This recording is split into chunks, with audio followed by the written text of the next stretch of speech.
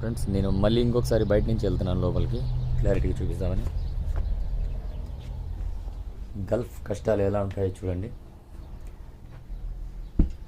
ప్రతి ఒక్కరు చెప్తారు కదా, నేను అలాగే అంటున్నాను. ఇది నా బెడ్, ఇది నా దిండు, నా రగ్గు, నేను కప్పుకుండేది. చూసారా, అక్కడ చార్జ్ పెట్టుకుంటాను. ఇది బ్యాగ్ నేను తెచ్చుకుంటాను సిటీ నుంచి వచ్చేటప్పుడు ఇక్కడికి 3 days కోసము. చూసారు ఫ్రెండ్స్, ఇది వచ్చి ఇక్కడ వేరే అతను ఉంటాడు, ఇతను మన తెలుగు వాళ్ళే. ఇక్కడ ఎవరు ఉండరు ఫ్రెండ్స్. మామూలుగా ఎవరైనా వాళ్ళ ఫ్రెండ్స్ ఎవరైనా వచ్చేటప్పుడు, ఆయన బంధువులు వాళ్ళు వస్తుంటారు అప్పుడప్పుడు, వాళ్ళు వచ్చి ఇక్కడ పడుకుంటారు. ఇప్పుడు ఎవరు రాలేదని అన్ని అట్ట పెట్టేశాడు ఆయన.